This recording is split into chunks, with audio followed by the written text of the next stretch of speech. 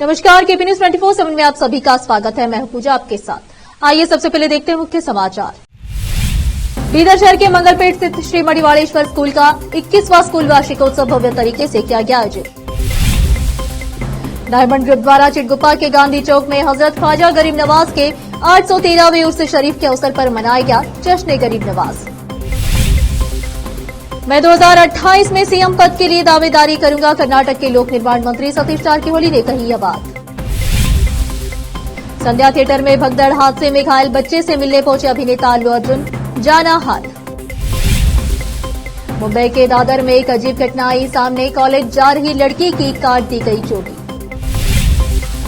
चीन में फैले एचएमपीवी वायरस से भारत में दशक 7 मामले आए सामने।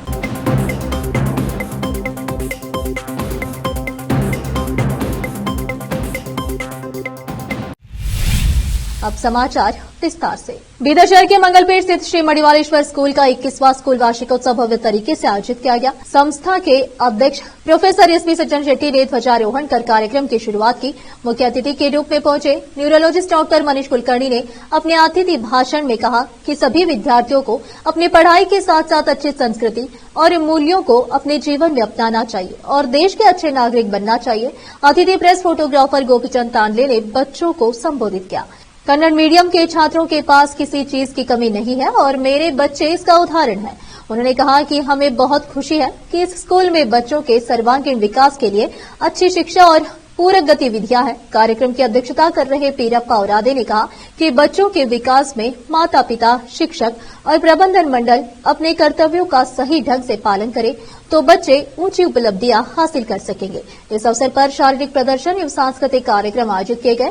इस कार्यक्रम में मुख्य अतिथि के तौर पर आए सोमशेखर पाटिल गादके ने बच्चों को संबोधित किया। इस अवसर पर सामाजिक कार्यकर्ता निंगप्पा बंडेप्पा निडवंचे को स्वास्थ्य के क्षेत्र में उनकी विशिष्ट सेवाओं के लिए संस्था के सेवा सिरी पुरस्कार से सम्मानित किया गया।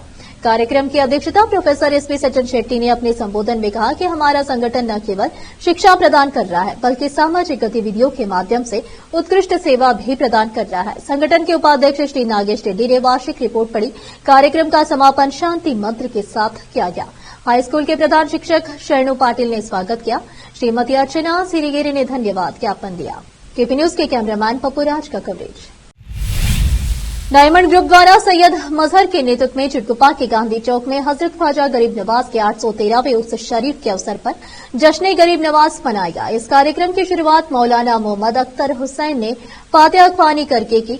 फातिहा के बाद मौलाना रियाज अहमद खान ने संबोधित करते हुए कहा कि गरीब नवाज ने हमेशा इंसानियत से मोहब्बत करना सिखाया है और अमन और शांति का पैगाम दिया है। इस कार्यक्रम में उपस्थित सभी अतिथियों का शाल और फूल माला पहनाकर सम्मान किया गया। इस कार्यक्रम के समापन के बाद सार्वजनिक भोजन की व्यवस्था भी की गई।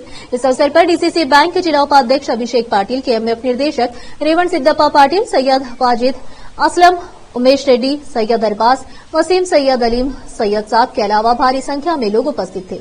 चिटगुप्पा से केपी न्यूज के लिए संवाददाता अजीम की रिपोर्ट। लोक निर्माण मंत्री सतीश जारकिहोली ने सोमवार को कहा कि वह 2028 में ही मुख्यमंत्री पद के लिए दावेदारी करेंगे। रायचूर में पत्रकारों से बातचीत करते हुए सतीश ने कहा कि अगले केपीसीसी अध्यक्ष पर फैसला कांग्रेस आला कमान करेगा। मुख्यमंत्री सिद्धरामैया की उपस्थिति में उनके आवास पर आयोजित रात्रि भोज का जिक्र करते हुए सतीश ने कहा कि रात्रि भोज की मेजबानी करना आम बात है। पिछले 20 महीनों में ऐसी 10 डिनर पार्टियां हो चुकी हैं। आपको इन सभाओं के पीछे मकसद का जिक्र क्यों करना पड़ता है? मुख्यमंत्री सिद्धरामैया की अपने कैबिनेट सहयोगियों के साथ रात्रि भोज बैठक को महत्व देने से इनकार करते हुए कर्नाटक के उप मुख्यमंत्री डीके शिवकुमार ने सोमवार को कहा कि राजनीति में ऐसी बैठकें आम हैं और इसमें बहुत अधिक पढ़ने की जरूरत नहीं है। राजनेताओं के लिए रात्रि भोज बैठकों में भाग लेना आम बात है। मैं अक्सर रात्रि भोज बैठकें भी आयोजित करता हूं। मीडिया को रात्रि भोज बैठक का राजनीतिकरण नहीं करना चाहिए। मैंने परिवार के साथ विदेश यात्रा की थी क्योंकि पिछले 4 से 5 वर्षों से मैंने उनके साथ यात्रा नहीं की थी। वह मुख्यमंत्री सिद्धरामैया की रात्रि भोज बैठक के पीछे संभावित राजनीतिक मकसद पर सवालों का जवाब दे रहे थे जब डीसीएम देश से बाहर थे। फिल्म पुष्पा 2 की स्क्रीनिंग के दौरान 4 दिसंबर 2024 को हैदराबाद के संध्या थिएटर में मची भगदड़ में घायल 8 वर्षीय लड़के की सेहत का हाल जानने आज मंगलवार को अभिनेता अल्लू अर्जुन पहुंचे। अल्लू अर्जुन ने बेगमपेट के केआईएमएस अस्पताल जाकर घायल श्री तेज का हाल चाल लिया और फिर वहां से रवाना हुए। पुष्पा 2 की स्क्रीनिंग के दौरान संध्या थिएटर में मची भगदड़ में एक महिला की मौत हो गई थी, वहीं उसका 8 साल का बेटा गंभीर रूप से घायल हो गया था। अल्लू आज उसकी सेहत का हाल जानने पहुंचे। मीडिया रिपोर्ट के अनुसार अल्लू अर्जुन आज सुबह तेलंगाना के बेगमपेट स्थित KIMS अस्पताल पहुंचे, जहां श्री तेज भर्ती है। अल्लू जब अस्पताल पहुंचे तो कड़ी सुरक्षा व्यवस्था का प्रबंध किया गया था। सामने आई वीडियो में अस्पताल परिसर में भारी सुरक्षा बल तैनात नजर आ रही है। श्री तेज की सेहत का हाल जानने के बाद अभिनेता वहां से रवाना हो गए। और फिलहाल एक छोटा सा ब्रेक। हिंदुस्तान के हर कोने में हम हैं मौजूद। 24 घंटे हालात पर गहरी नजर, खबरों से जुड़े चुपते सवालात, और आपको दिखाता है धार्मिक, सामाजिक, राजनीतिक, लोकल और इंटरनेशनल न्यूज की सबसे बेहतर कवरेज, जो आपको रखती है हर पल बाखबर। देश और दुनिया भर की खबर के लिए देखते रहें KP न्यूज 24/7। ನಮಸ್ತೆ, ನನ್ನ ಹೆಸರು ಅಶ್ವಿನಿ. ನಾವು ಮಹಾರಾಷ್ಟ್ರದಿಂದ ಬಂದಿದ್ದೆವು. ನಮ್ಮ ಮದುವೆಗೆ 15 ವರ್ಷ ಆಯಿತು, ಮಕ್ಕಳಾಗಿರಲಿಲ್ಲ. ನಾವು 4-5 ಸಲ ತೋರಿಸಿದೆವು, ಬೀದರ್, ಬಸವಕಲ್ಯಾಣ, ಔರಂಗಾಬಾದ್, ಹೈದರಾಬಾದ್ ಎಲ್ಲ ತೋರಿಸಿದೆವು. ಎಲ್ಲಿ ಭೀ ಮಕ್ಕಳಾಗಿರಲಿಲ್ಲ. ಇಲ್ಲಿ ಬಸವಕಲ್ಯಾಣ ಜೀವನ್ ಜ್ಯೋತಿ ಹಾಸ್ಪಿಟಲ್ ಬಂದಿಲ್ಲ. ಮೇಡಮ್ ಟ್ರೀಟ್ಮೆಂಟ್ನಿಂದ 1 ತಿಂಗಳಿಗೆ ನಮ್ಮದು ಸಕ್ಸಸ್ ಆಗಿದೆ. ಐದೇ ಟ್ರೀಟ್ಮೆಂಟ್ ನಮ್ಮ ಮಗ ಹುಟ್ಟ್ಯಾನ. ಈಗ ಮಗನಿಗೆ 1 ತಿಂಗಳಾಯಿತು. नूर एजुकेशन ट्रस्ट बीदर की ओर से चलाए जाने वाला नूर M.Ed and B.Ed college Bidar, recognized by NCTE Delhi and affiliated to Bidar University Bidar. Admission are open for the academic year 2024-25. विशेषज्ञ और सक्षम शिक्षकों द्वारा शिक्षा प्राप्त करने के लिए नूर M.Ed and B.Ed कॉलेज में दाखिला लें और शांत वातावरण में शिक्षा प्राप्त करें। बीदर शहर में बेहतर शिक्षा का एकमात्र केंद्र Noor M.Ed and B.Ed college, Shahpur gate, Bidar. Phone numbers 9945283920, 8482221297।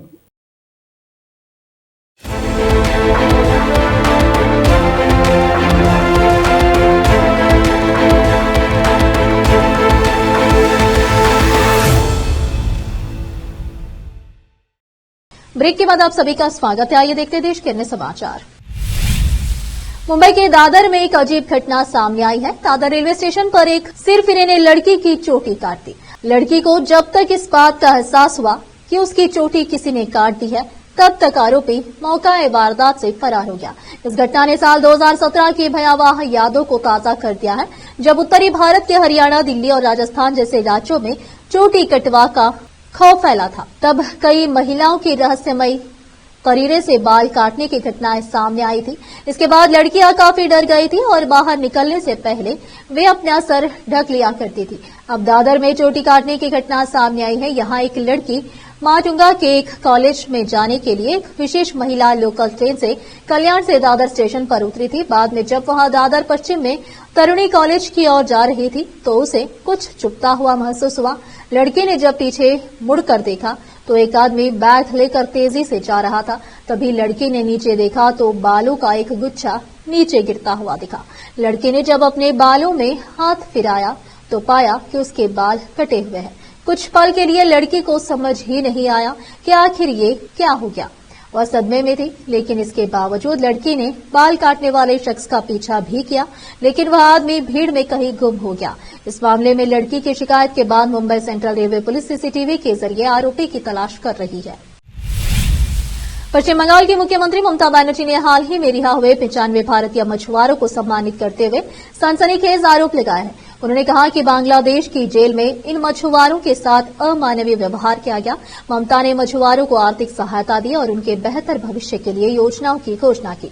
Mamata Banerjee ने आरोप लगाया कि बांग्लादेश की जेल में मछुआरों को पीटा गया। उन्होंने कहा कि मछुआरों ने बताया कि उनके हाथ बांधकर उन्हें मारा गया, जिससे उनकी कमर और पैरों में चोटें आई। यह सुनकर मेरी आंखें भर आई। बांग्लादेशी जल क्षेत्र में गलती से प्रवेश करने के कारण गिरफ्तार इन मछुआरों में से कई लंगड़ते हुए दिखे। एक मछुआरे ने बताया कि उन्हें सिर और पैरों पर चोट पहुंचाई गई। उनका कहना था कि उनके मोबाइल फोन भी छीन लिए गए और उन्हें गालियां दी गई।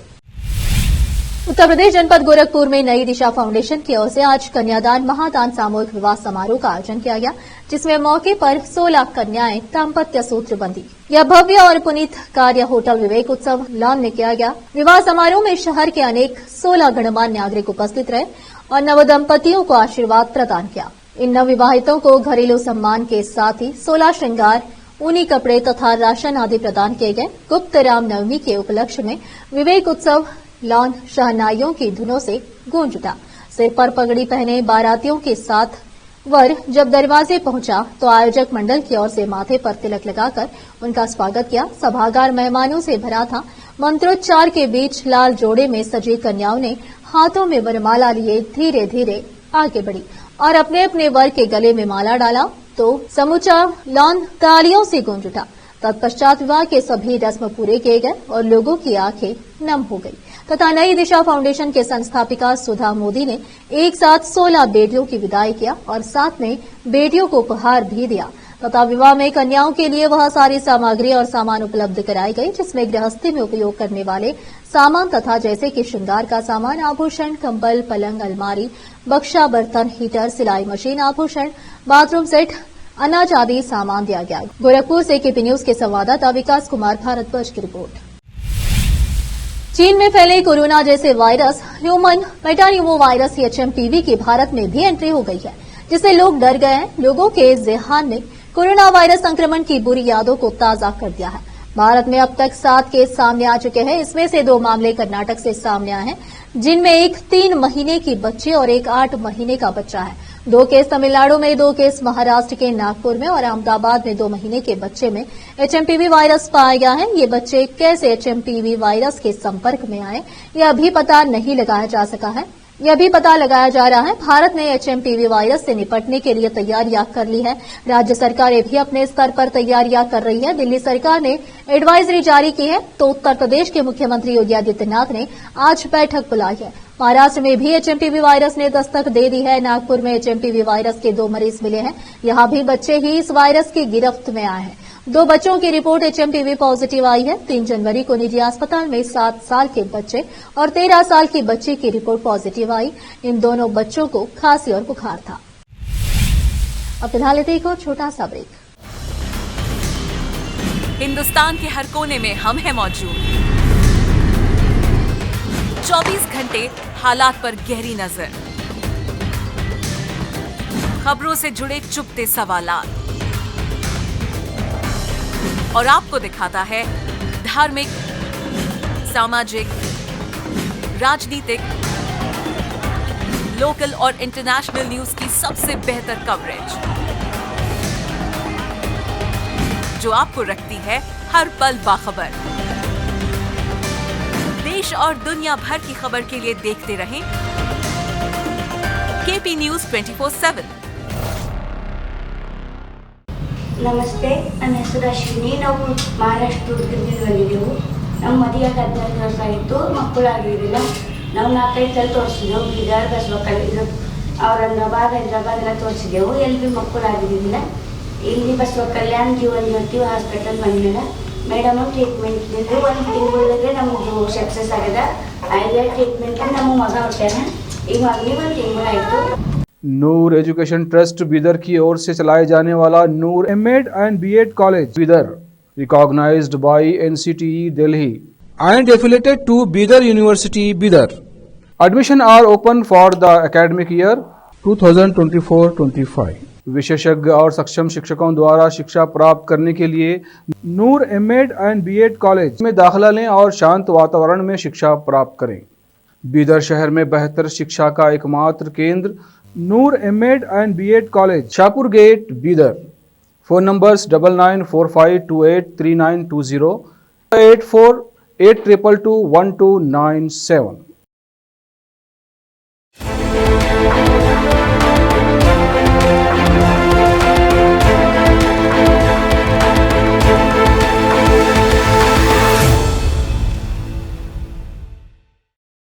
ब्रेक के बाद आप सभी का स्वागत है। आइए देखते हैं देश के अन्य समाचार। भारत, नेपाल और बांग्लादेश में मंगलवार सुबह भूकंप के झटके महसूस किए गए। भूकंप के झटके महसूस होते ही लोग घरों से निकलकर सुरक्षित स्थान पर पहुंच गए। हालांकि कोई हाथाहाथ की खबर सामने नहीं आई है।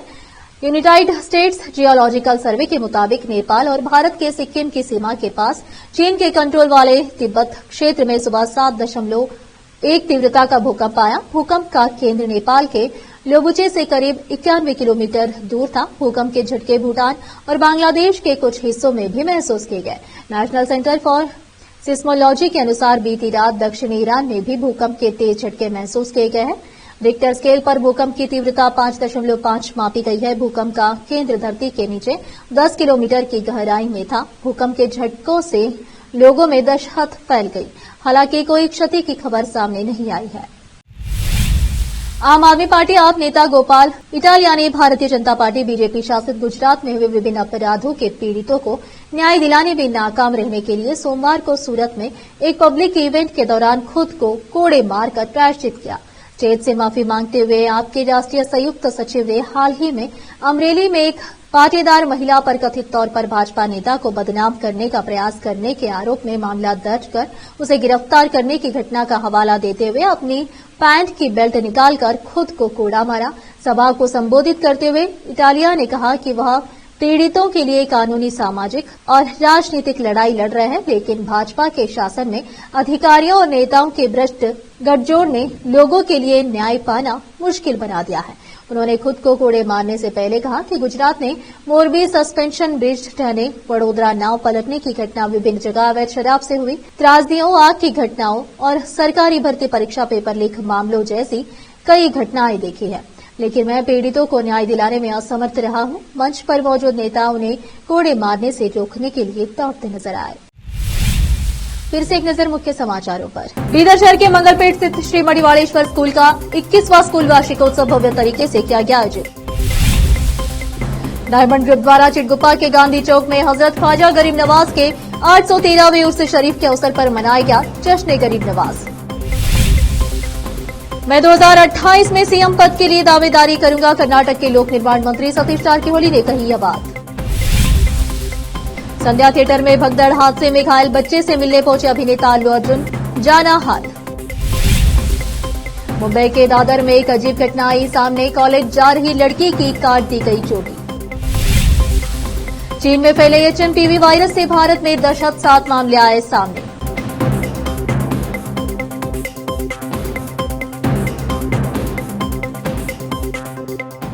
केपी न्यूज में इस वक्त के लिए इतना ही। देश प्रदेश के समाचारों के लिए देखते रहिए आपका अपना चैनल केपी न्यूज 24/7।